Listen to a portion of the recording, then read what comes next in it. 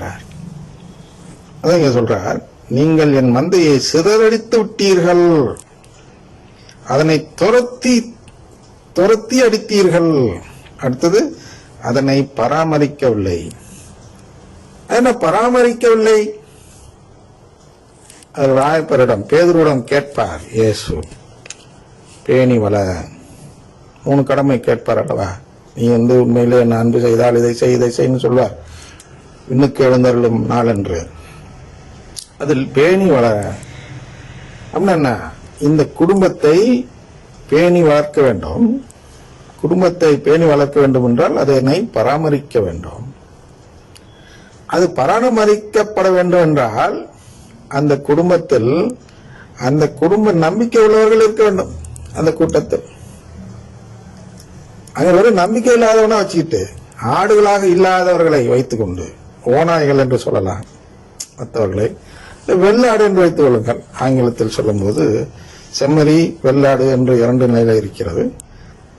அப்ப செம்மறியை கடவுள் கொடுத்து இதை பராமரிக்க வேண்டும் என்று சொல்லும் பொழுது இந்த செம்மறிகளுக்கு உணவு கொடுக்காமல், அதான் திருப்பள்ளியில பாடி இவங்களெல்லாம் வெளியேற்றிட்டு அவங்களுக்கு உணவு கிடைக்காத நிலை வந்து விடுகிறது. அதனால பராமரிப்பற்ற நிலையில் அவர்கள் வாழ்கிறார்கள். இவர் யாரை பராமரிக்கிறார்? எல்லாம் வெள்ளாடுகளை அழைத்து கொண்டு வச்சுக்கிட்டு பராமரிக்கிறார். அப்ப நான் வெள்ளாடா இல்லப்பா, நான் செம்மறியா இருக்கேன்னு வெளியேறுகிறார்கள். போய்க்கோ, உனக்கு நான் ஒன்னும் சாப்பாடு கொடுக்க மாட்டேன், நீ உனக்கு பூசை கிடைக்கலையா, நான் கவலைப்பட மாட்டேன். அதுதான் அந்த இறுதி திருச்சபை சட்டத்தை மீறும் செயல்.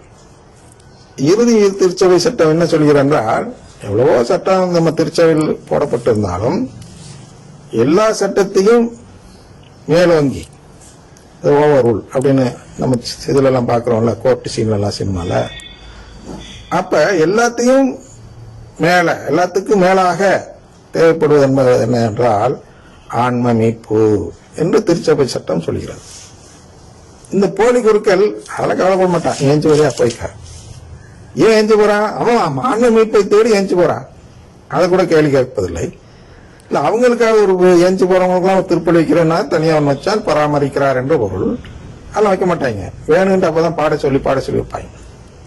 தேவநேசன் என்று ஒரு குரு இருந்தார், இறந்து விட்டார் தஞ்சை பேராலயத்தில். அந்தோனி என்ற கொலை மாஸ்டர், அவரும் இறந்து விட்டார் சிறு இதிலே. அவரு பாடாமல் இருந்தார், பெந்தகோஸ்து பாட்டெல்லாம் பாடாமல். அவன் பெந்தகோஸ்து பாட்டெல்லாம் பாடாம நல்லபடியா பாட்டு பாடிட்டு இருந்தா. அவரை கூப்பிட்டு நீ பாடுறியா இல்லையா அப்படின்னு கட்டாயப்படுத்தி பாடச் சொல்லி அவர் பாடுறார். ஒரு நாள் அவர் கூப்பிட்டு கேட்டேன், என்ன நீங்க பாட மாட்டீங்களே, இப்ப என்ன பாடுறீங்கன்னு கேட்டா, அவர் கட்டாயப்படுத்துறாருங்க, இல்லைன்னா வேலை விட்டு நிறுத்திடுன்னு சொல்றாரு, நான் என்ன செய்யறது, அதனால் பாடுகிறேன் என்று சொல்கிறார். அதனால் இவர்கள்லாம் என்ன செய்கிறார்கள் என்றால் அந்த பராமரிப்பதை குறித்து கவலை இல்லை. எல்லாம் அவன் சொந்த ஈகோன்னு சொல்வார்கள் அல்லவா, அகந்தை.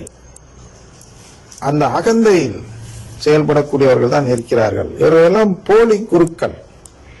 இவர்களை குறித்து தான் இங்கே இந்த 2 வசனமும் சொல்லப்படுகிறது. அதுக்கு பிறகு வரதெல்லாம் அவர் கிறிஸ்தவ ஒன்றிப்பு குறித்து பேசுகிறார். இயேசு என்ன பேசுகிறார் என்றால், பாருங்கள், அதனை பராமரிக்கவில்லை, இதோ உங்கள் தீச்செயல்களின் காரணமாக உங்களை தண்டிக்க போகிறேன். இதெல்லாம் தீச்செயல் சொல்லிடுகிறார் இயேசு. இந்த தீச்செயல் காரணமாக உங்களை நான் தண்டிப்பேன். அப்ப இவங்களுக்கெல்லாம் நரகம் நிச்சயம். இவர்களை நம்பி மக்கள் போறாங்க பாருங்க. இவர்களை தான் தண்டிக்க போறேன்னு சொல்றார் இயேசு. இல்ல ஃபாதர் சொல்றாரு, ஆனால் நானும் சொல்றேன், போ இந்த தண்டனையை நீனும் பெற்றுக்கொள். ஃபாதரை நம்புறதா, திருச்சபை நம்புறதா, திருவிழியத்தை நம்புறதா? அப்ப இந்த வசனத்தை வைத்து பார்க்கும்போது நாம் எதை தெரிந்து கொள்ள வேண்டும் என்றால் திருச்சபையை முதலில் நம்ப வேண்டும். ஏன் திருச்சபை நம்ப வேணும்? அவரே சொல்றார், என் மேய்ச்சலுக்கு உட்பட்ட ஆடுகள். அப்ப அந்த மேய்ச்சலுக்கு உட்பட்ட ஆடுகள் என்று சொல்வதுதான் திருச்சபை.